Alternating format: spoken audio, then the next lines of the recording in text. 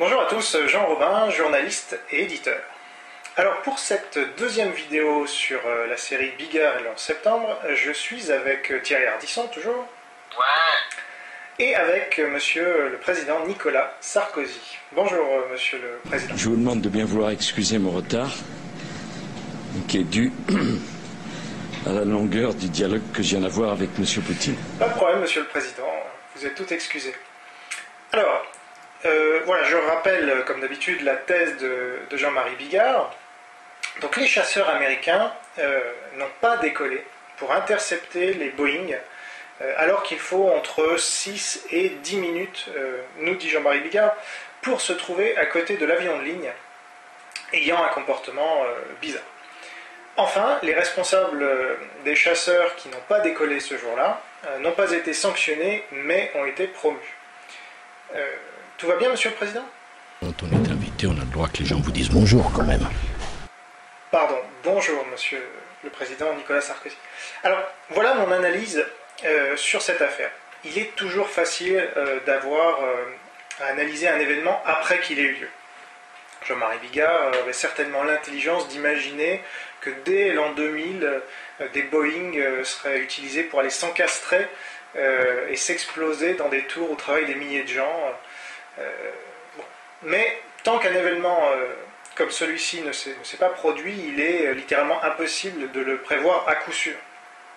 On peut dès lors imaginer que la surprise est prévalue chez les responsables américains et que cela ait pu modifier leur comportement normal. N'oublions pas que ce fut la première fois que les États-Unis furent attaqués sur leur propre sol dans toute leur histoire. Dès lors, on peut imaginer, je dis bien imaginer, la possibilité qu'ils aient été décontenancés, étant plus préparés à une attaque venant de l'extérieur. Voilà. Donc... Tout va bien? Vous m'entendez? Ouais. Oui, on vous entend, monsieur le président, mais pour l'instant, vous ne dites rien, donc c'est pour ça qu'on ne vous entend pas. Bien, je continue. Donc, le dernier détournement d'avion aux États-Unis date d'il y a 10 ans avant les attentats, donc 1991, et depuis, le nombre de personnes qui étaient en charge de détecter les détournements d'avions avait été baissé à 33 personnes, dont aucune pour les vols nationaux. En d'autres termes, l'Amérique n'était pas vraiment préparée à ce genre d'événement. C'est important de savoir ça, monsieur le président, n'est-ce pas? Bien sûr que c'est important, c'est capital. Mais c'est capital, il n'y a pas que ça qui est important d'ailleurs. Bien, nous sommes d'accord. Alors, un avion de chasse n'est pas une Fiat Panda, c'est important de le rappeler. C'est pas une voiture dans laquelle on tourne simplement la clé de contact et c'est parti. Il faut le préparer, le ravitailler, l'armer, lui trouver un pilote. C'est précisément pour cette raison qu'un certain nombre d'avions de chasse sont toujours en alerte. Un commentaire, monsieur le président? Permets-moi de te dire,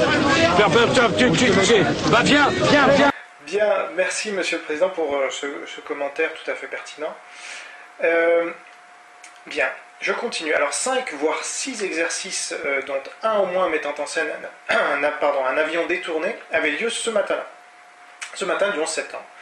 Cela incluait des exercices en conditions réelles, avec des avions militaires jouant le rôle d'avions civils détournés au-dessus des États-Unis, ainsi que des exercices de simulation qui consistaient à placer de faux bips sur les écrans de contrôle. Donc, il est évident que ces exercices ont profondément modifié et perturbé le fonctionnement du NORAD, qui est l'organisme de défense de l'espace américain, ce matin. Qu'en pensez-vous, monsieur le président? Je n'ai rien à foutre ce qu'ils vont penser. C'est ce que moi je pense. Je ne suis pas sûr d'avoir bien compris. Vous pensez quoi exactement? La communauté turque, elle ne s'intègre pas. Ils parlent entre eux, ils se marient entre eux. Bien, je vois que vous ne m'écoutez pas. Ce n'est pas grave, je vais continuer. Donc, où est-ce que j'en étais? Vous m'avez fait perdre le fil. Ah voilà. Il ne faut pas sous-estimer le temps de latence naturelle entre le détournement effectif d'un avion et l'interprétation. Il s'agit d'un détournement en voyant les F-16. Bon, ça paraît évident comme cela, mais c'est la réalité. Il y a des précédents sur de telles failles de la défense aérienne de diverses nations, par exemple en mai 1989, avant donc la chute du mur de Berlin, un MiG-23 de l'aviation soviétique, dont le pilote s'était éjecté en Pologne, s'écrasa en Belgique et 2 F-15 de l'US Air Force purent l'intercepter, mais seulement 21 minutes après que la frontière interallemande fut franchie, alors que celle-ci était la plus surveillée du monde et la plus militarisée du monde de l'époque. Quant à la promotion des responsables, c'est une preuve de rien. L'administration est une machine lourde qui ne dépend pas d'un seul événement, fût-ce le 11 septembre. Alors, votre avis, monsieur le Président ? Étrangère n'a réussi dans un pays qui n'était pas le sien. Je vois. Vous dites ça pour l'Afghanistan, sans doute. Sacré Nicolas Sarkozy.